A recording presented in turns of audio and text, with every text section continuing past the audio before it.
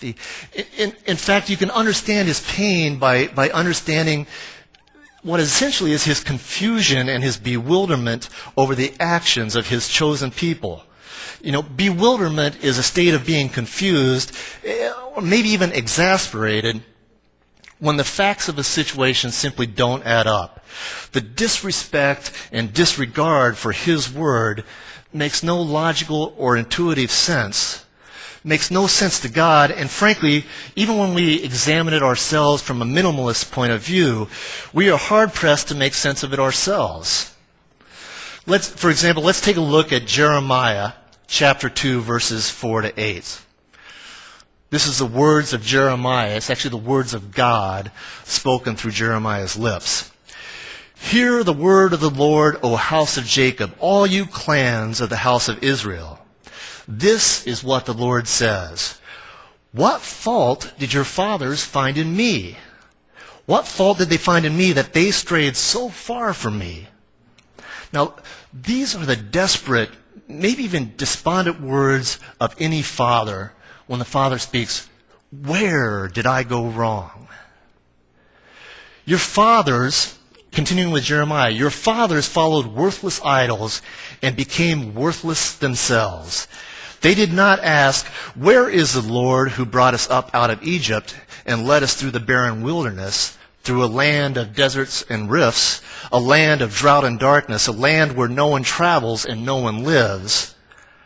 I brought you into a fertile land to eat its fruit and to eat and enjoy its rich produce. But you came and you defiled my land and made my inheritance detestable. These are strong and powerful words. They are the words that too many in the world are familiar with. They're the words of, after all I have done for you, how could you repay me with this? Now, continuing with Jeremiah, the priest did not ask, where is the Lord? Those who deal with the law did not know me. The leaders rebelled against me, saith the Lord. The prophets prophesied by Baal and began following worthless idols. There's a sense of bitter and foul bile in God's voice. And that bile turns to venom as he declares in chapter 2, verse 9, therefore I bring charges against you. And you can hear his desperation because more specifically he says, and therefore I bring charges against you again. Okay. It's a time and time and time again where we try and we try and we try God. And again and again and again, he rains down on us with mercy and love. But yet we try and we try. Later in the chapter, God continues speaking through Jeremiah. Long ago, you broke off your yoke and tore off your bonds. You said, I will not serve you, Lord. Indeed, on every high hill and under every spreading tree, you lay down as a prostitute. I had planted you like a choice vine or a sound and reliable stock. How then did you turn against me as a corrupt wild vine? Although you wash yourself with soda and you use an abundance of soap, the stain of your guilt is before me. Jeremiah's words and Jeremiah's writings are poetic and they're beautiful. They're very well constructed. And you can just hear these words. These are words that we absolutely want to avoid on our day of judgment. The stain of your guilt is before me. And throughout God's dialogue with Jeremiah and God's dialogue with the Israelites through Jeremiah, God struggles mightily with the decisions that he knows he has to employ. He debates with himself and he even tries to talk himself out of it, but he knows what must be done. He knows that a message must be sent. He knows that Judah and the Israelites, and yes, even the temple, must be destroyed. But because he struggles with it, we can see the love and compassion. He knows he must do this, but it's something that he has a terrible time implementing.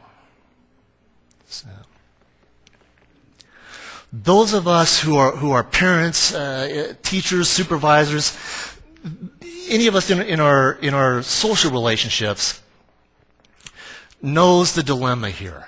Okay? A parent struggles with disciplining their child from time to time. But when a child disobeys, we have to hold them accountable. That's how they learn. When our employees are out of line, it is sometimes difficult to discipline them. We want to be charitable and compassionate. We want to be giving, but ultimately we recognize a need to hold them accountable.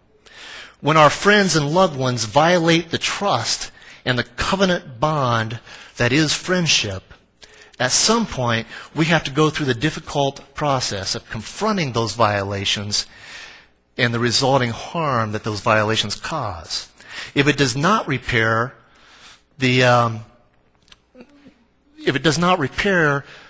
then the relationship faces consequences. We have to be accountable. Without accountability, there is no order in the world.